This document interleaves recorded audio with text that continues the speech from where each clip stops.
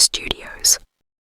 As General George Crook left the headquarters of the newly appointed General-in-Chief of the Union Armies, Ulysses S. Grant, he had his orders in hand. After a long, cold winter garrisoned in the mountains of West Virginia, things were about to move. Not toward one of the famous battlefields people talk about today, but toward a little-known place tucked deep in the mountains of Appalachia. Crook could not have known then what those orders would leave behind. He could not have known how many men would fall in such a short, brutal stretch of time, or how a quiet farming community near Dublin, Virginia, would become the site of the largest and deadliest Civil War battle ever fought in southwestern Virginia. All he knew was that the war was moving south, and in its path stood Cloyd's Mountain. Before we get into this episode, if you're drawn to true stories from Appalachia, the kind rooted in history, folklore, crime, and things that people don't always say out loud, then you're in the right place. This is Roots and Shadows, the Real Appalachia Podcast. We release new episodes every Saturday, and if you decide to stay, go ahead and press that follow button. That way these stories don't have to come looking for you.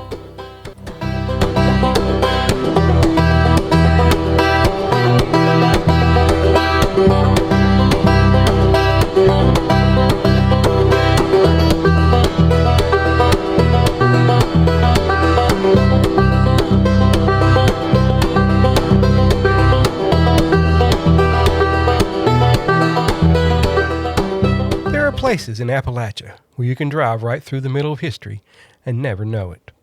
Dublin, Virginia is one of those places.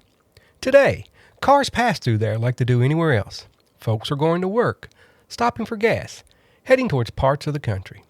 But in May of 1864, during the Civil War, that area of southwestern Virginia was not just another mountain community. It was a target.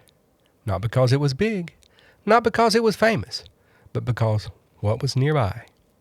So when Union soldiers came down through those mountains under the direction of General George Crook, they were not simply looking for a fight. They were looking for something in particular. In this episode, we're going to Pulaski County, Virginia, to tell the story of a battle that not many people outside the region have ever heard about.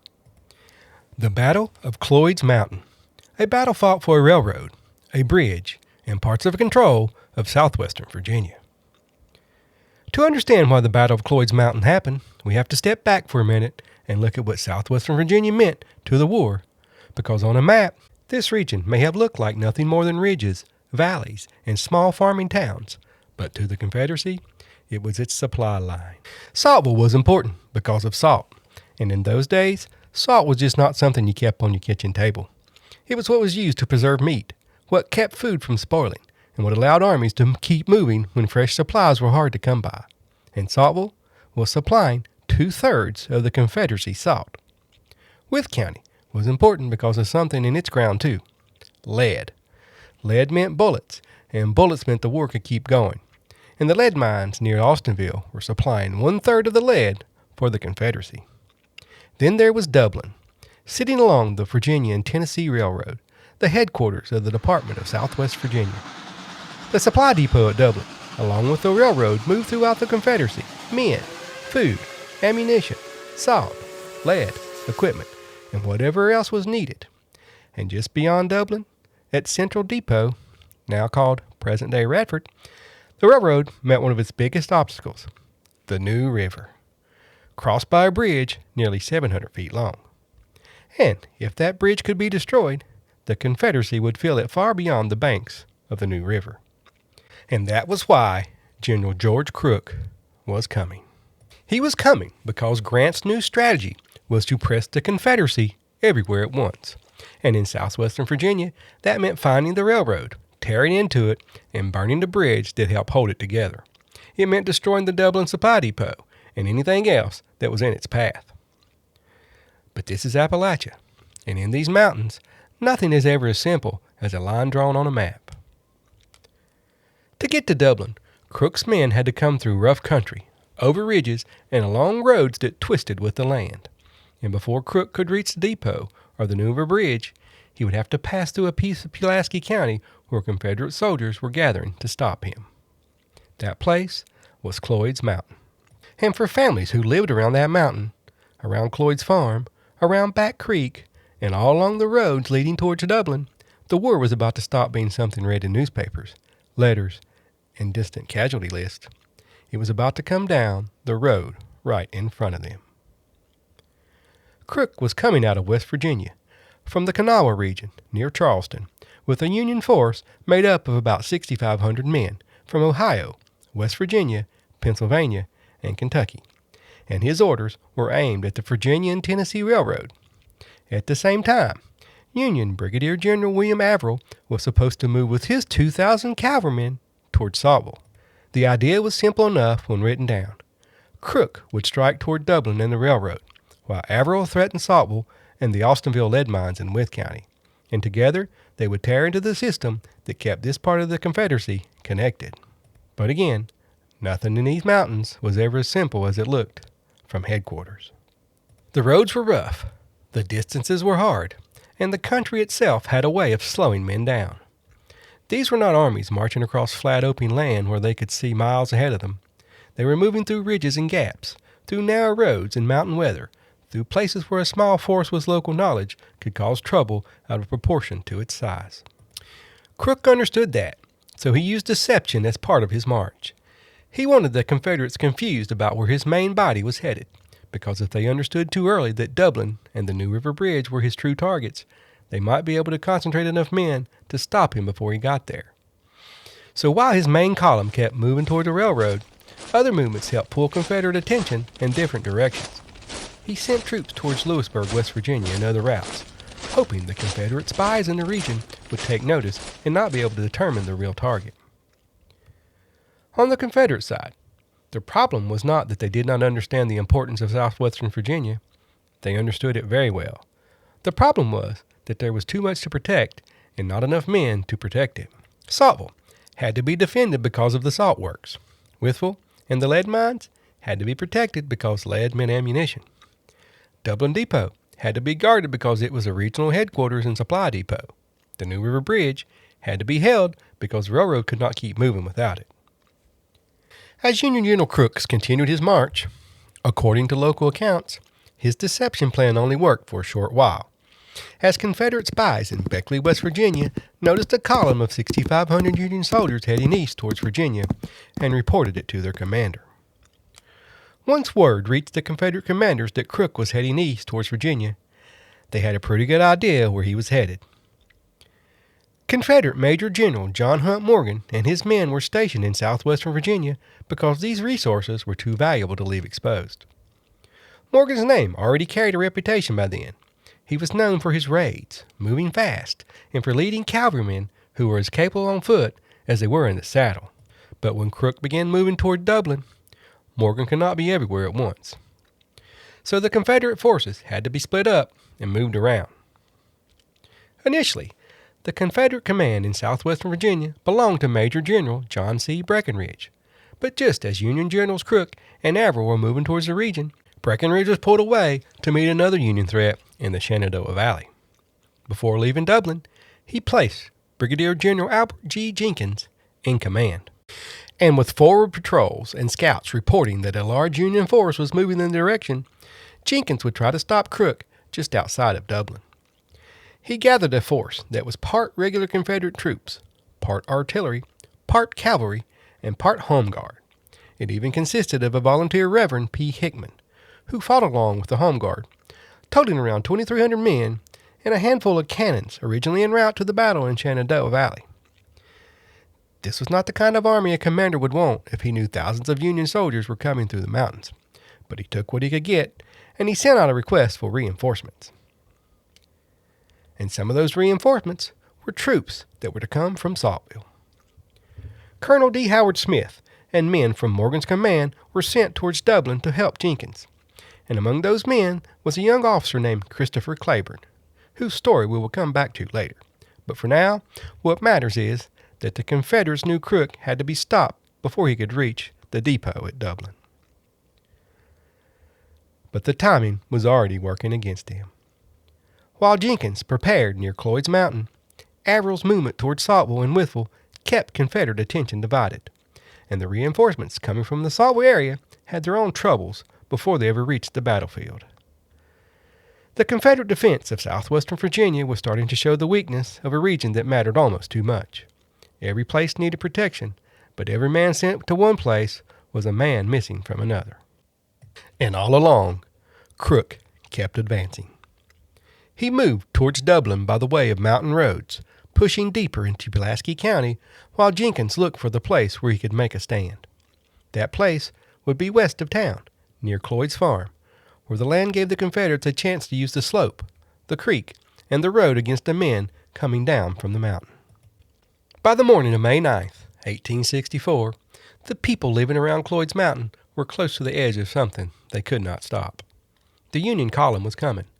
The Confederate line was waiting, and between them lay the farms, fields, roads, and creek bottom of a southwestern community that was about to be pulled into the center of a battle.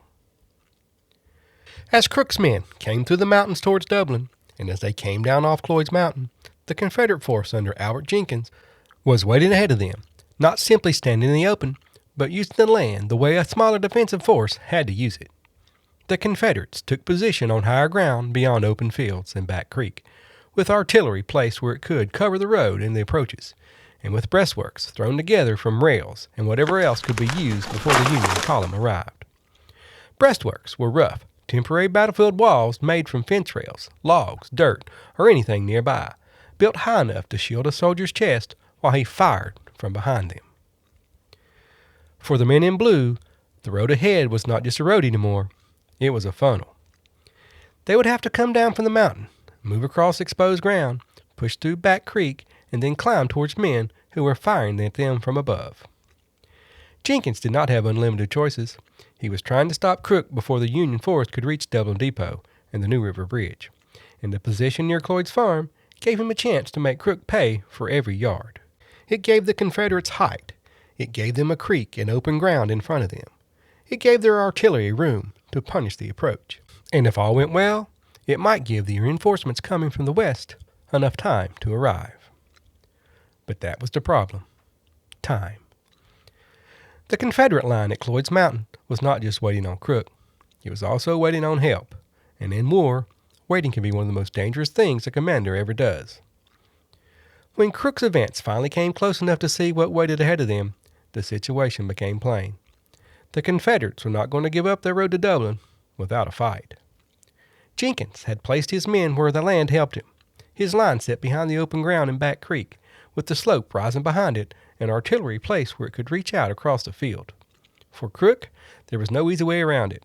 If he wanted Dublin Depot, if he wanted the Virginia and Tennessee Railroad, and if he wanted that bridge over the New River, then this line had to be broken. So Crook began placing his men for the attack. On the Union side, Colonel Rutherford B. Hayes commanded the 1st Brigade, a name you might recognize, because years later that name had belonged to a president of the United States. But on that morning in Pulaski County, Hayes was not a president or a memory or a face in a history book. He was an officer trying to move men into position under the threat of Confederate guns. Another future president, William McKinley, was also there with the 23rd Ohio, still young and still far from the White House, standing in a war that had no way of telling him what his future would become. Crook sent part of his force towards the Confederate flank, trying to find a weakness in Jenkins' position, while the rest of the line prepared to move across the ground in front of them. It was the kind of moment every soldier understood. The waiting was almost over. The orders had been given. The line would move, and once it did, there would be no calling it back, just because the ground was worse than they thought, or the fire was heavier than they expected. Then the Confederate artillery opened. The first sounds would have carried across the farm ground like thunder breaking loose in the valley. Cannons did not just make noise. It shook the body. It rolled through the chest and rattled in the ears, and when the shells came in, men could hear them before they struck. Crook later described that sound as a graveyard whistle, and it is hard to imagine a more fitting phrase for what those men must have heard as they stepped into the open. The Union line moved forward anyway. Across the field they came, with smoke beginning to gather, and the sound of musketry rising from the Confederate works. It would have not sounded like one shot, then another, clean and separate. It would have come in crackling volleys and ragged bursts, one company firing, then another, until the whole place seemed alive with noise. Officers shouted to keep the line moving. Men yelled to one another through the smoke. Somewhere flags were being carried forward because in that confusion, a flag was more than a symbol. It was something a man could follow when he could no longer see much else. And all the while, the Confederates continued to fire down into them. That open ground became a place a man had to cross one step at a time, and every step meant he was still alive. Some men fell where they were hit. Some stumbled and tried to get back up. Some kept moving because stopping in a place like that could feel worse than going forward. Behind them were the men that had marched with for days, and ahead of them was a creek, the slope, the smoke, and the gray line that had to be reached. Then they came to Back Creek. In another time, that creek would have been nothing more than part of the farm landscape, a piece of ordinary water running through ordinary ground. But in that moment, with bullets cutting through the air and artillery still firing, Back Creek became an obstacle men had to fight their way through. The banks were muddy. The water slowed them. In places, according to Crook's own account, it was deep enough to come up around a man's waist, and a soldier trying to cross it under fire had no choice but to push on, soaked, heavy, and exposed. You can picture that if you think about it long enough. Men splashing through the water with muskets held high, cartridge boxes as wet, shoes pulling at the mud, smoke drifting over the creek, wounded men crying out from the field all around them, officers waving swords or shouting orders that were nearly swallowed by the roar, and above it all, the Confederate line waiting on the higher ground, still firing, still trying to break the attack before it reached them. After crossing the field and forcing the creek, the attacking men still had to go up towards the Confederate works. Crook later described the slope as steep, rising at an angle that made the climb itself part of the fight. It was not enough to survive the cannon. It was not enough to survive the musketry. It was not enough to get through the mud and water of Back Creek. After all that, they had to climb to the face of men who were firing from them above. Smoke thickened around the breastworks. Fence rails that had once marked property in farm order were now piled into a defensive line. Bullets struck wood, dirt, flesh, and bone. Men fired as fast as they could load. Others pushed forward with bayonets fixed. There would have been yelling, not the kind of clean battle cry people imagine later, but hoarse, desperate shouting from men trying to be heard, men trying to live, and men trying to make their bodies do what fear was telling them not to do. For a while, Jenkins held the line. The Confederates had the advantage of position, and they used it. They were outnumbered, but not helpless. The land had given them a chance, and for those terrible minutes, it made the Union men pay dearly for every yard. But numbers, pressure, and the movement against the flank began to tell. The Union attack kept coming, and once the fighting reached the works, the Confederate position started to come apart. By then, the fight had closed to the kind of distance where battles stopped feeling like lines on a map and became man against man. This was no longer just artillery reaching across the field or muskets firing through smoke from far away. The Union soldiers had crossed the open ground, pushed through Back Creek, and climbed the slope, and now they were coming into the Confederate works themselves. In a fight like that, the bayonet was not just a decoration on the end of a rifle. It was a sign that the killing had come close enough for men to see the faces in front of them. The order to fix bayonets carried a meaning every man in that line understood. Keep moving. Close the distance, because once that order was given, there was no safe place left between where you stood and the men waiting ahead of you. And at Cloyd's Mountain, that is what made the violence so concentrated. The worst of the battle did not stretch across a whole day. It did not give men long hours to absorb what was happening. The heart of it was compressed into a short span of time, of about an hour, where hundreds of men were killed, wounded, or missing before the smoke even had time to clear from the field. Think about that for a minute. An hour is a church service. An hour is a drive from one county to the next. An hour is a meal with your family. But on May 9th, 1864, an hour was enough time to turn working land into a killing ground. It was enough time for men to run out of strength, run out of breath, run out of ammunition, or fall before they ever reached the top of the slope. It was enough time for a commander to be wounded, for a line to buckle, for a retreat to begin, and for families nearby to inherit a battlefield where there had been farms. Confederate General Jenkins was wounded during the battle. In a fight already filled with smoke, noise, and confusion, the wounding of a commander could send uncertainty through a line at the worst possible moment. Colonel John McCausland and others tried to hold the defense together, but the pressure was too great, and the men who had been asked to stop Crook at Cloyd's Mountain began to give way. The Confederate line broke, and Crook's men drove them from the works. The battle that had started with the Union Army coming down towards open ground ended with the Confederate force falling back towards Dublin, leaving the ridge, the creek, the farm, and the dead behind. It had not been a long battle when measured by the clock, but time is a strange thing in combat. An hour can hold more fear than a lifetime. A few minutes under artillery can become the longest memory a man ever carries, and on that May day in 1864, the ground around Cloyd's farm and Back Creek held enough violence that Crook would later write a Confederate dead lying behind the work in terrible numbers. The road to Dublin was open now, but it had been opened with blood. With the Confederate line broken, the fight at Cloyd's Mountain began to spill eastward towards Dublin. For the Confederates, the retreat was not just a withdrawal from one piece of ground, it was a race to keep the damage from becoming worse. Behind them was the town of Dublin. The stores gathered there, the railroad line, and beyond that, the bridge over the New River.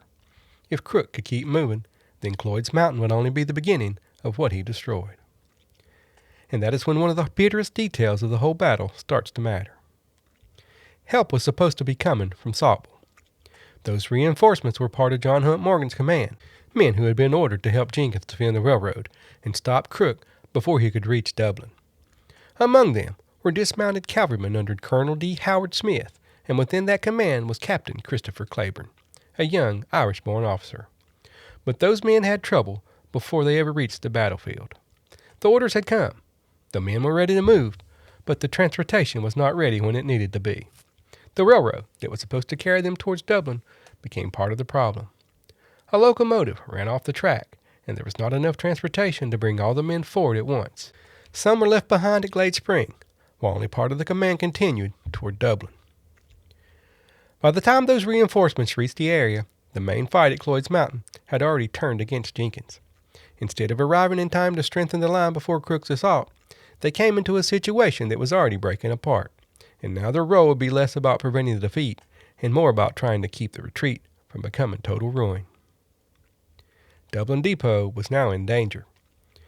The Union soldiers pushed forward into the area, and with the Confederate defense broken, the depot and its stores could not be held. Supplies, military property, and railroad material became targets. The very things that had made Dublin valuable were now the things that made it vulnerable. The planned retreat allowed time for Confederates to remove most of their supplies at the depot and transport them across the New River, only leaving behind non-essentials. When Union forces arrived at the depot, they ransacked what they could and set fire to it, destroying most of all the depot buildings. As Crook and his men followed the railroad towards their main target, they began setting fires on top of the rails, causing steel tracks to warp and bend. By the morning of May 10th, the battle at Cloyd's Mountain was over, but Crook's mission was not. The Confederates had pulled back through Dublin and across the New River, and now the thing Crook had come for was standing right in front of him. The New River Bridge. It was just not a bridge, it was the bridge.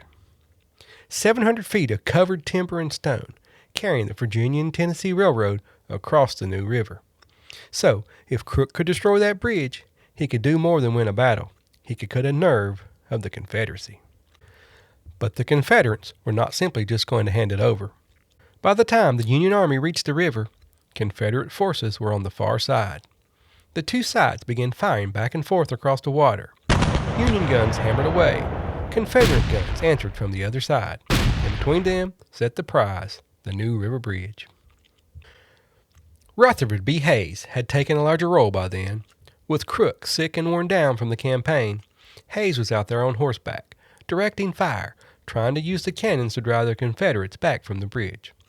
One story says his horse became frightened in the middle of all that noise and confusion, and Hayes decided he had seen enough of being mounted under artillery fire. And somewhere in that exchange, a strange and tragic story unfolded. Hayes had ordered his cavalry to take cover in a sinkhole, and all but one followed his orders. One defiant soldier responded, "I'll get down when you do."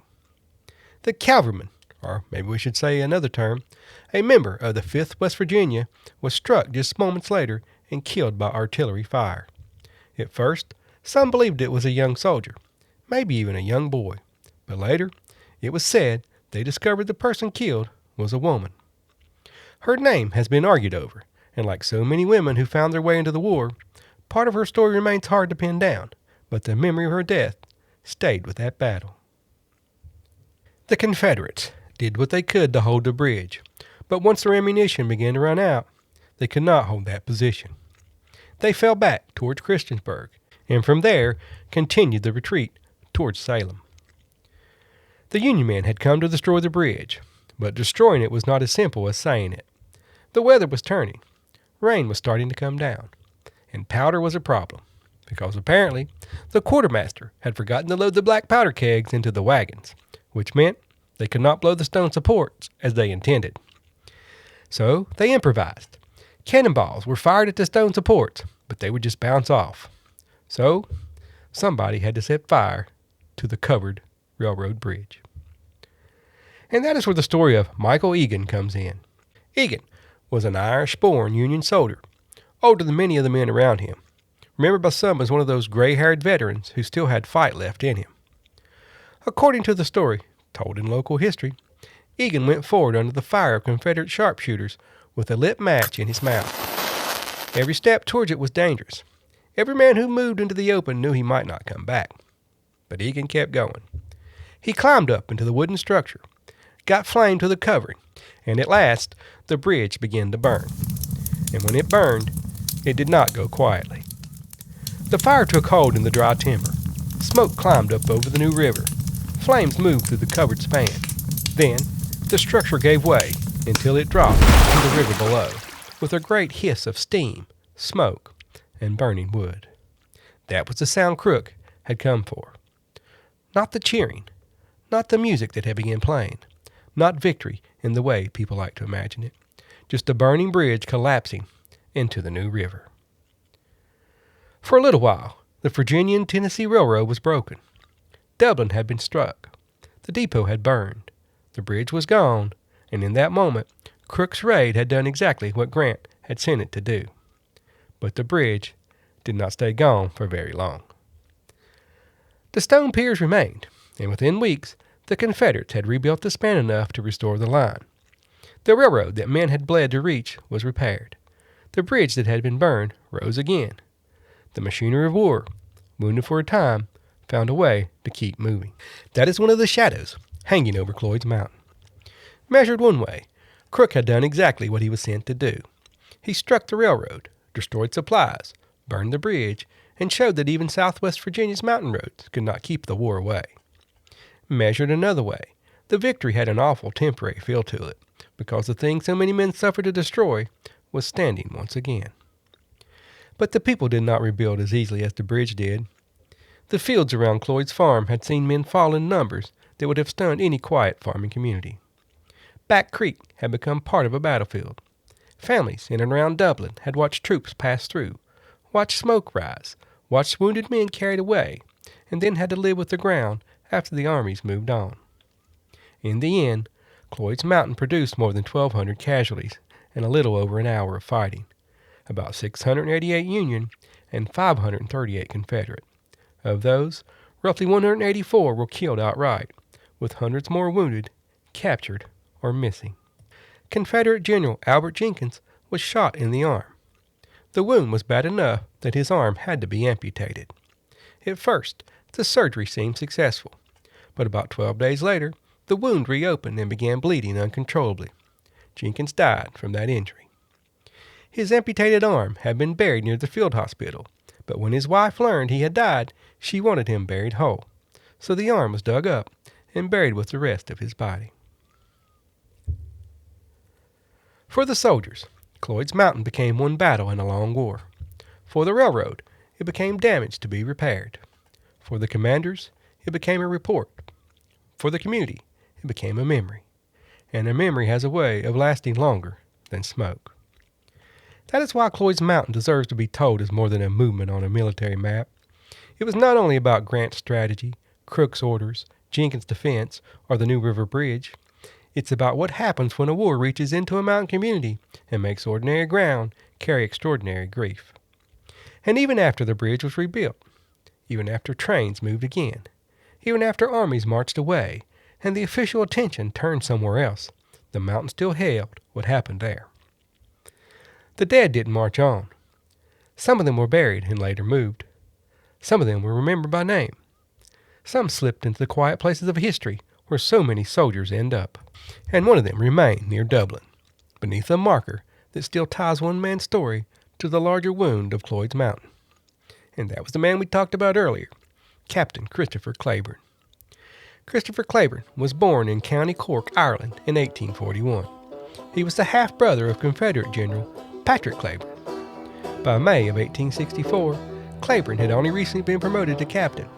He was among the men sent from Saltville to help stop Crook's advance.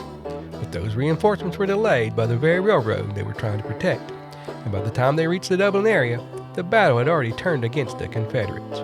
Still, they were thrown into the fight. According to the story preserved about him, Claiborne understood what was being asked. The Confederate line had been broken. The Union force was pressing forward, and when he saw what lay ahead, he reportedly said that if he fell in battle, he wanted to be buried right where he fell. And then he went forward. Colonel Smith later wrote that Captain Claiborne fell while gallantly leading his company. Today, Captain Christopher Claiborne's grave is just outside of Dublin, but not in the place where he fell. His fellow soldiers followed his wishes and buried him as he requested, exactly where he fell. But as time moved on and progress continued through these mountains, a new road was constructed through the area in 1968, and right in the path of the road was the grave of Captain Claiborne. So his remains were removed and reinterred about 100 yards from the original gravesite. His grave contains a marker that details his role in the Battle of Cloyd's Mountain. The grave sits inside the Claiborne Wayside, just off Claiborne Road. The armies moved on. The railroad was repaired. The bridge was rebuilt, but he stayed. And that is the part of Cloyd's Mountain that reaches beyond strategy. If you only tell this battle as a Union success or a Confederate defeat, you miss the people who never crossed back over anything again. Captain Christopher Claiborne's marking carries the old sentiment that it's sweet and glorious to die for one's country. Maybe that is how some people understood it then. Maybe that is how they needed to understand it, because the grief would have been too heavy without some kind of meaning placed over it. But standing at a grave near Dublin now, knowing the railroad came back, knowing the bridge was rebuilt, knowing the war continued, and knowing how many young men were swallowed by ground like that all across the country, that old line feels different. From a distance, war can sound like glory, but up close, on a farm road in Pulaski County, Virginia, beside a creek that once belonged to ordinary life, with smoke in the air and men falling where they stood, glory looks a whole lot like grief. And that may be the truest shadows left at Cloyd's Mountain. The bridge burned, the railroad broke, and they were both repaired. The armies moved on, but the mountain kept the cost. And maybe that is where roots and shadows meet at Cloyd's Mountain, in a place that kept living while still carrying the memory of the men who never left. This has been Roots and Shadows, the Real Appalachia Podcast, where every root tells a story and every shadow hides one. As a reminder, these stories are drawn from public records, historical reporting, and conversations passed down through families, neighbors, and memories. Some names have been changed, and where the written record goes quiet, details have been carefully dramatized for storytelling.